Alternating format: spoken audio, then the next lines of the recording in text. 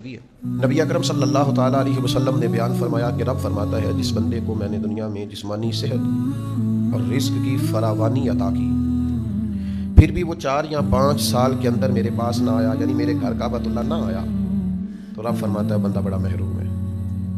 یہ بہقی میں بھی موجود ہے اور مسند ابو یعلا۔ اللہ نے وسعت دی ہے، اگرچہ علماء نے لکھا ہے کہ یہ وجوبی حکم نہیں ہے کیونکہ حج صرف زندگی میں ایک بار ہی فرض ہے، لیکن اگر جسم میں بھی طاقت ہو اور مالی طور پر بھی وسعت ہو تو حدیث یہی بتاتی ہے کہ کم از کم 5 سال میں ایک دفعہ اگر اللہ رسول کی بارگاہ کی حاضری ہو جائے تو ہی سعادت بازور بازو نیست۔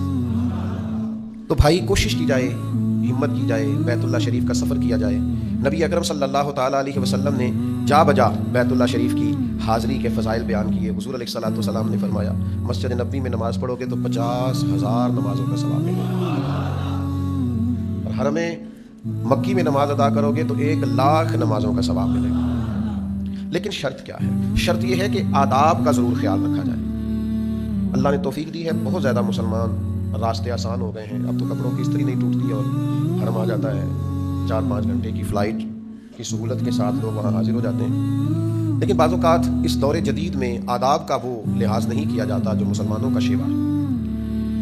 موبائل نے، فوٹو بازی نے، مووی نے، اسٹیٹس لگانے نے، سوشل میڈیا چلانے نے بعض اوقات کچھ چیزوں کو غیر مناسب کر دیا۔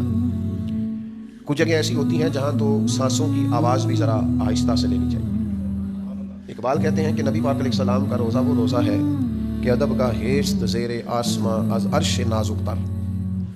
کہتے ہیں یہ آسمان کے نیچے وہ جگہ ہے جو اللہ کے عرش سے بھی زیادہ نازک ہے۔ نفس گم کردمی آیت جنید و بایزیدی جا، فرماتے ہیں حضرت بایزید بستامی اور حضرت جنید بغدادی جیسے لوگ جب روضہ پاک پہ آتے تھے تو سانسوں کا شور بھی روک دیتے، سانسوں کا شور نہ ہو، آپ کی آواز اس طرح کی ہو کہ آپ سراپا ادب بن کر بیت اللہ شریف کی حاضری دیں اور روضہ رسول پہ حاضر ہوں۔ لیکن یہ کہ آپ نے 2 آدمی دور کھڑے کیے ہیں کہ جب میں جاؤں گا تو میری ویڈیو بنا لینا اور جب میں نکلوں گا تو میری تصویر کھینچ لینا، میں عرض کروں گا کہ یہ مناسب نہیں ہے، یہ آداب کے منافی ہے۔ ہم اپنے طالب علموں کو اجازت نہیں دیتے کہ وہ کلاسز میں آئیں تو موبائل ساتھ رکھ کے آئیں، پابندی ہے ادارے میں، موبائل آپ کا ضبط ہوگا، آپ کو چھٹی والے دن دیا جائے گا، اس لیے کہ یہ ادب کے خلاف ہے کہ آپ کلاس میں بیٹھے۔ مجھے بتائیے کسی بھی اسکول میں، کسی بھی ادارے میں کسی طالب علم کو اجازت ہے کہ وہ استاد کے پاس بیٹھا ہو تو موبائل چلائے؟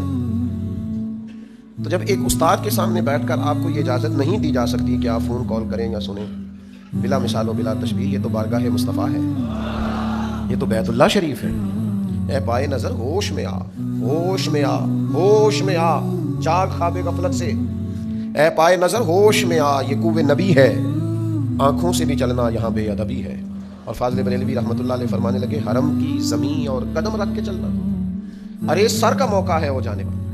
تو آداب کا خیال کرنا اتنا، دیکھیے یہ بیت اللہ شریف ہے، نبی اکرم صلی اللہ تعالیٰ علیہ وسلم نے خانہ کعبہ کا خود ادب سکھایا۔ حضور فرمانے لگے، یہ بخاری میں موجود ہے، فرمایا جب بھی تم میں سے کوئی قضائے حاجت کے لیے بیٹھے تو اس طرح کبھی نہ بیٹھے کہ اس کا منہ قبلے کی طرف ہو یا اس کی پیٹھ قبلے کی طرف ہو۔ قضائے حاجت کے لیے جب بیٹھے تو اس ترتیب سے بیٹھے کہ نہ منہ کعبے کی جانب ہو نہ پشت کعبے کی جانب، یہ اس کا ادب ہے۔ ہمیں اپنے گھروں میں واش روم بھی اس ترتیب سے ترتیب دینے چاہیے کہ نہ ان کا منہ کعبے کی طرف ہو نہ پشت کعبے کی طرف۔ اس کا لحاظ رکھنا نہایت ضروری ہے، نبی پاک علیہ السلام نے تلقین فرمائی۔ ابو داؤد شریف میں حدیث ہے، ایک شخص لوگوں کو نماز پڑھایا کرتے تھے، ظہر کی نماز پڑھائی اور بعد میں انہوں نے بیت اللہ شریف کی طرف منہ کر کے تھوک دیا۔ بیت اللہ شریف سامنے نہیں تھا، وہ مدینے میں نماز پڑھا رہے تھے، وہ وہاں سے 500 کلومیٹر 600 کلومیٹر کی دوری پہ، انہوں نے بیت اللہ شریف کی طرف منہ کر کے تھوک دیا۔ تو نبی پاک علیہ السلام نے لوگوں سے کہا یہ آدمی آج کے بعد تمہیں نماز نہ پڑھائے، کعبے کی طرف منہ کر کے تھوکا تو نبی کریم علیہ السلام نے منع فرمایا اب یہ نماز نہ پڑھائے۔ عصر کے وقت مصلی پہ کھڑے ہونے لگے تو لوگوں نے منع کر دیا، فرمایا کہ آپ نماز نہ پڑھائیں، تو انہوں نے کہا میری غلطی، تو کہا نبی پاک صلی اللہ علیہ وسلم نے منع فرمایا ہے۔ تو وہ سیدھے رسول کریم صلی اللہ تعالیٰ علیہ وسلم کی خدمت میں حاضر ہوئے، یا رسول اللہ آپ نے منع کیا؟ حضور نے فرمایا ہاں۔ حضرت صاحب رضی اللہ تعالیٰ عنہ اس حدیث کے راوی ہیں، فرماتے ہیں مجھے یاد پڑتا ہے کہ نبی پاک نے فرمایا اس لیے منع کیا، یہ سننا ذرا لفظ، یہ ابو داؤد شریف میں دیکھنا، حضور فرمانے لگے اس لیے منع کیا ہے کہ تو نے اللہ کو بھی تکلیف دی ہے اور اللہ کے رسول کو بھی تکلیف دی ہے، اذیت دی ہے تو نے اللہ رسول۔ بیت اللہ شریف کا احترام نہ کرنا، اس کی طرف تھوکنا، اس کو حضور نے اس سے تشبیہ دی کہ تو نے اللہ رسول کو تکلیف دی۔ لوگ پرواہ ہی نہیں کرتے، ادب ہی نہیں کرتے، خیال ہی نہیں کرتے، توجہ ہی نہیں کرتے، اور جو ادب کرے اسے کہتے ہو یار تم لوگ تو پاکستانی ہو، تم تو انڈین ہو، تم تو فلاں جگہ سے آئے ہو، تم تو بنگلہ دیش کے ہو، تمہیں کیا زیادہ احترام کا پتہ نہیں؟ جی آپ کو زیادہ پتہ بھیا، آپ ہمیں سکھا دیجئے، باقی ہم نے یہی پڑھا ہے کتاب و سنت میں، اسی کو ادب جانا ہے، یہی ہمارے لیے حرز جاں ہے۔ حضرت ابن عباس رضی اللہ تعالیٰ عنہ ارشاد فرماتے ہیں کہ مکہ مکرمہ میں جا کے، بیت اللہ شریف میں جا کے میں اتنا محتاط رہتا ہوں، کیونکہ اگر مکہ مکرمہ میں ایک نیکی کا ثواب 1 لاکھ ہے تو وہاں گناہ کرنے سے بھی 1 لاکھ لکھا جاتا ہے۔ حضرت عبداللہ ابن عباس رضی اللہ تعالیٰ عنہ فرماتے ہیں میں وہاں جا کے اتنا محتاط رہتا ہوں بیت اللہ شریف میں کہ میں کہتا ہوں مجھ سے مکہ مکرمہ کے علاوہ کسی جگہ 70 غلطیاں بھی ہوتی ہیں تو ہو جائیں، لیکن خانہ کعبہ میں موجود ہوں تو اللہ کرے مجھ سے ایک خطا بھی نہ ہو۔ باہر کی 70 خطائیں بھی گوارا ہیں، لیکن مکہ مکرمہ میں ایک خطا بھی۔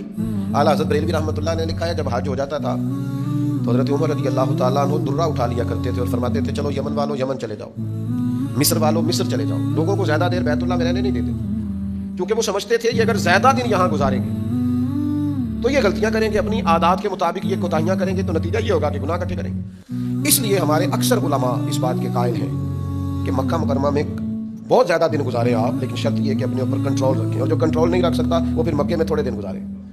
مدینہ طیبہ میں نیکی تو 50,000 ہے پر گناہ ایک کا ایک ہی لکھا جاتا ہے، یہاں رحمت کا انداز تھوڑا اور ہے، تو چلو یہاں وقت زیادہ گزار لے اگر گزار سکتا ہے، لیکن بیت اللہ شریف میں وہ آدمی زیادہ وقت گزارے جس نے وہاں کا احترام بہرحال بجا لے آنا ہے۔ ایک اور بات بھی عرض کروں، بیت اللہ کا جب آپ طواف کریں،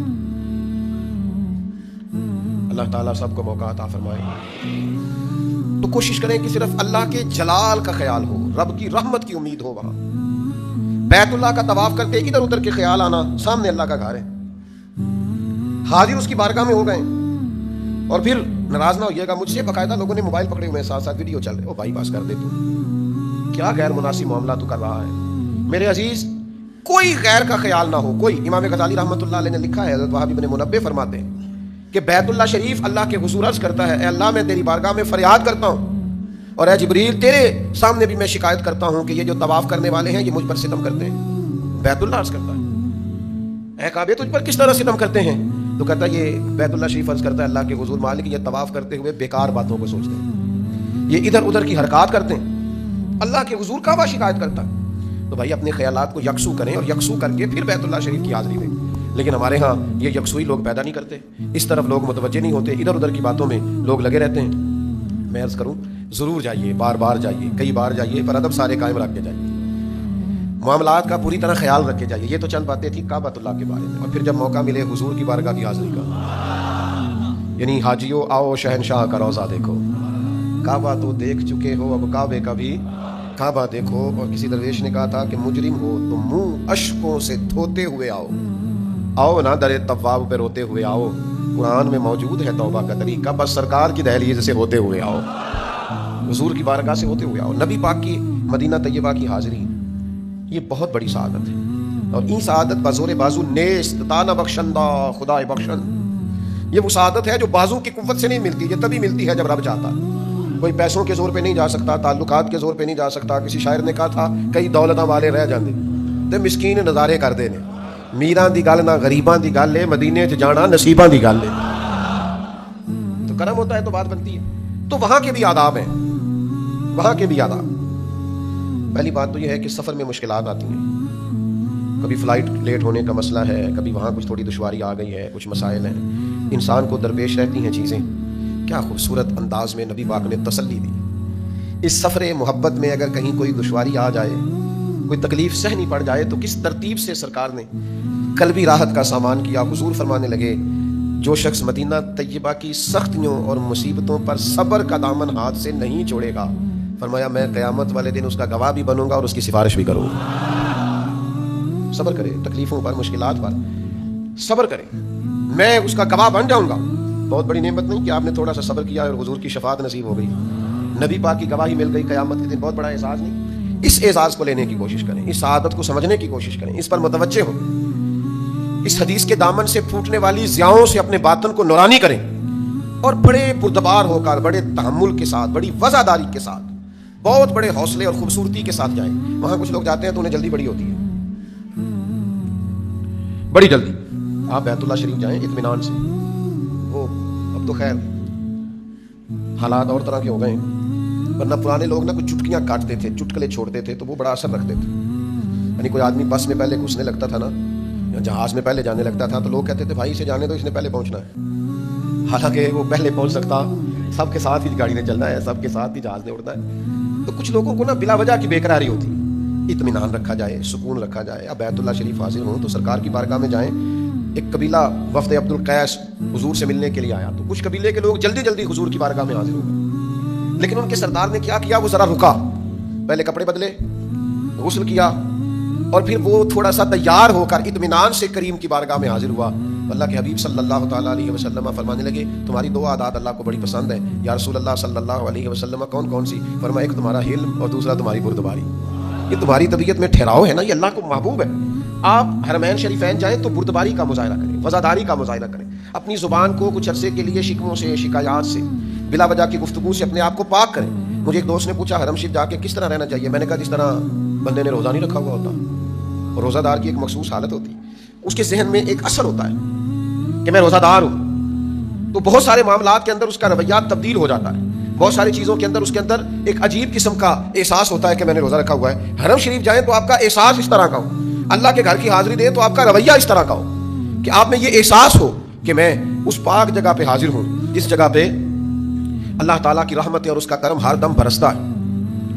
اور وہاں کے جو مقامی لوگ ہیں، صحیح العقیدہ مسلمان، ان کے لیے اپنے دل میں بڑا ادب کا جذبہ رکھیں. خاص بات کر رہا ہوں، اپنی طبیعت میں ان کے لیے احترام پیدا کریں. اللہ کے حبیب صلی اللہ تعالیٰ علیہ وسلم نے فرمایا جو شخص اس شہر والوں یعنی مدینہ طیبہ کے رہنے والوں کے ساتھ برائی کا ارادہ کرے گا، اللہ تعالیٰ اسے دوزخ میں اس طرح پگھلا دے گا جس طرح پانی میں نمک پگھل جاتا ہے. پگھل جائے گا وہ آدمی جس طرح کے پانی میں نمک پگھل جاتا ہے، پتہ ہی نہیں چلتا، وجود ہی ختم ہو جاتا ہے. تو جو اہل مدینہ کے بارے میں برائی کا ارادہ بھی کرے، احترام کے رویے ہر وقت پیش نظر رہنے چاہیے. ہر وقت انسان کے دل میں خیال ہونا چاہیے کہ اللہ تعالیٰ کی بارگاہ میں حاضر ہوں. اور پھر نبی پاک صلی اللہ تعالیٰ علیہ وسلم کے صحابہ، دیکھیں نا، میں اوروں کی بات نہیں کرتا، ہمارا تو ویسے بھی عقیدہ ہے، ہمارا تو عقیدہ ہے کہ نبی کریم اپنی قبر انور میں بالکل حیات ہے اور حضور ہر آنے جانے والے کو دیکھ رہے ہیں. سر پہ سجا کے درود و سلام کی گھڑولیاں، وہ عاشقوں کا دور، وہ محبت والوں کی ٹولیاں، لب واں ہیں آنکھیں بند ہیں پھیلی ہیں جھولیاں، کتنے مزے کی بھیک تیرے پاک در کی ہے. وہاں جس حسن کے ساتھ لوگ، ہمارا عقیدہ ہے کہ محبوب پاک صلی اللہ تعالیٰ علیہ وسلم موجود ہے، تو صحابہ جس طرح حضور کی بارگاہ میں جاتے تھے اور کہتے تھے ہمیں یوں لگتا ہے جیسے ہمارے سروں پہ پرندے بیٹھے، ذرا سی حرکت کی تو پرندے اڑ جائیں گے. میں حرم شریف حاضر ہوتا ہوں تو بہت سارے لوگ مجھ سے کہتے ہیں ملنا ہے آپ سے، تو میں کہتا ہوں تسی اتھے آ کے بھی پیر لبن رہے ہو. صحیح کہتا ہوں. میں ان سے کہتا ہوں اگر کوئی پیر بھی آیا تو وہ بھی بیچارہ اپنی معافی لینے آیا ہے، تو یہاں تو ادھر توجہ کرو سیدھی. آپ یہاں کس چکر میں پڑے ہوئے؟ آپ کس چکر میں؟ میں ایک دفعہ میں نے ماسک وغیرہ پہن رکھا تھا اور کپڑا لیا ہوا تھا، تو ایک صاحب مجھ سے ہی آ کے پوچھنے لگے سنے کا کھڑا پیر صاحب آئے. میں انہوں کہا یار میں انہوں ذاتی طور پہ جاننا، وہ بڑا گناہگار بندہ ہے، وہ معافی لینا آیا تھے اللہ کی بارگاہ تو چھڑ پڑا تو تو پیر لبنا پہ وہ بڑا مشکین آدمی تے کوئی ایڈا اچھا آدمی نہیں جہاں تو گمان کرنا ہے. وہ کہ انہیں سمجھا کہ شاید وہ کسی اور مسلک کا بندہ ہے، وہ تھوڑا رینج ہو گیا، کہنے لگا خبردار تو گل کی تھی. تو وہ چلا گیا. 2-4 دنوں کے بعد میں ٹوٹیوں پہ وضو کر رہا تھا تو پھر مجھے مل گیا، کہنے لگا تو سودن بڑی زیادتی کی تھی. میں کہ میں کوئی غلط گل نہیں کی تھی، میں تمہیں دسیا ہے کہ میں انہوں ذاتی طور پہ جاننا. ہاں میں اسے جانتا ہوں، من آنم کے من آنم، پتہ سارا ہے سردار نے کیتیاں، پردہ چپایا یہ چل تیرا بھلا ہو سی. تو میں نے کہا پھر تمہیں کیسے پتہ چلا؟ کہنے لگا وہ میں گھر گیا تو میری اماں بڑی فقیر صرف تھے، انہیں مینوں آخیا چلا ہویا ہے وہ آپ ہی سن، اور کسی کی لوڑ سی انجی دی گل کرنے، اور تو چلنا ہے تو گل نو سمجھ آئی نہیں. تو آداب میں حرم شریف میں جانے والے دوستوں کی خدمت میں ہمیشہ عرض کرتا رہتا ہوں کہ زیادہ وقت اعتکاف کی نیت سے مسجد میں گزاریں، کثرت سے نفل پڑھیں، تلاوت کریں، عبادت میں مشغول رہیں، درود و سلام کے گجرے عرض کریں، زیادہ سے زیادہ وقت استغفار میں گزاریں، قرآن مجید پر خوب وہاں آپ وقت دیں، توجہ دیں، تلاوت کریں. ادھر ادھر پھرنا عبادت کے لیے گئے ہوئے ہیں، عبادت کو ٹائم دیں. مسجد نبوی شریف میں آپ ایک نماز پڑھیں گے 50,000 نمازوں کا ثواب ملے گا. تو یہ کہیں ملے گا دنیا میں؟ اور تو بجائے اس کے کہ اپنے وقت کو ضائع کیا جائے، آپ زیادہ سے زیادہ اوقات مسجد شریف میں گزاریں، عبادت میں گزاریں، تلاوت میں گزاریں، درود و سلام میں گزاریں، ذکر و فکر میں گزاریں. اور اس سے زیادہ کچھ کرنا ہو، اس سے زیادہ کچھ کرنا ہو تو پھر راج کے درود و سلام پڑھیں اور بہت زیادہ حضور کی بارگاہ میں نذرانہ درود و سلام عرض کریں اور بار بار عرض کریں. 70,000 فرشتے صبح آتے ہیں حضور کی بارگاہ میں اور 70,000 فرشتے شام آتے ہیں. اور جو فرشتہ ایک دفعہ گنبد خضرا شریف پہ حاضری دیتا ہے پھر قیامت تک دوبارہ اس کی باری نہیں آئی گی۔ یہ سرکار دے امتی نے جڑے موڑ موڑ کے بلائے جاندے ہیں اس کی دوبارہ باری نہیں آتی۔ تو یہ سعادتیں ہیں جو نصیب ہوتی ہیں، یہ کرم ہے جو عطا ہوتا ہے، تو اس کو کرم سمجھیں۔ آپ کو اللہ تعالیٰ نے بہت وسعت دی ہوگی، آپ بار بار حاضر ہو سکتے ہوں گے، لیکن ہر بار آپ کا جذبہ جوان ہو، آپ کا ذوق توانا ہو، آپ کی فکر باوضو ہو، آپ کے جملے طہارت والے ہوں، اور وہاں کسی کی تصویر کھینچنے کی بجائے وہاں جائیں تو امت کے لیے دعا کریں، وہاں جائیں تو جس سے بڑا پیار ہے اس کو بتانے کی ضرورت نہیں، اس کے لیے دعا کریں۔ وہاں سے جو خزانہ اصل میں اکٹھا کرنا ہے وہ دعاؤں کا خزانہ، وہاں جم جم کے مانگیں، سب کے لیے مانگیں اور راج راج کے مانگیں، اور یہ حدیث ذہن میں رکھ کے مانگیں کہ نبی پاک نے فرمایا جو دعا تم کسی کے لیے مانگتے ہو نا، اللہ تمہارے سرانے فرشتہ کھڑا کر دیتا ہے، وہ تمہاری دعا پہ آمین بھی کہتا ہے اور یہ بھی کہتا ہے یا اللہ جو اس نے اپنے بھائی کے لیے مانگا پہلے اسے عطا فرما۔ کتنی بڑی سعادت ہے، آپ نے تو اس کے لیے مانگا تھا، آپ کے لیے فرشتے نے مانگا ہے، تو یہ دعا تو بڑی عجیب ہے اور بڑی آگے نکل گئی ہے۔ تو لہٰذا حرمین شریفین کا شوق بھی ضرور پیدا کریں، ذوق بھی۔ کچھ لوگ تنقید بھی کرتے ہیں، کسی حد تک وہ تنقید غلط بھی نہیں ہوتی، کہتے ہیں وہ نفلی عمرے بڑے کرتا ہے، چلو کسی غریب کی مدد کر دے، لیکن میں نے ایسے لوگوں کو دیکھا جو عمرے بھی کرتے ہیں اور غریبوں کی مدد بھی کرتے ہیں، تو اگر دونوں کام کر رہے ہیں تو چلو ٹھیک نہیں۔ اور پھر میں اکثر دوستوں سے کہا کرتا ہوں جو بار بار جا رہا ہے اسے جانے دو، یہ نہ ہو کہ آج کل لوگوں نے سیر کے لیے بڑی جگہ بنا لی ہے، وہ عبادت کے لیے نہ جائیں تو معاذ اللہ کہیں سیر کو نکل جائیں۔ اب لاکھوں کروڑوں روپیہ لوگ سیروں پہ بھی لگا دیتے ہیں، یہ بھی بڑا مسئلہ ہے۔ تو شکر کرو عبادت کے لیے جا رہے ہیں، وہاں حاضری کے لیے جا رہے ہیں، تو یہ ذوق بھی پیدا کریں، جوان عمر میں جائیں اور بزرگوں کو لے جائیں تو ساتھ لے کے جائیں، لیکن ان سارے آداب کو، اس ساری کیفیت کو ضرور پیش نظر رکھیں۔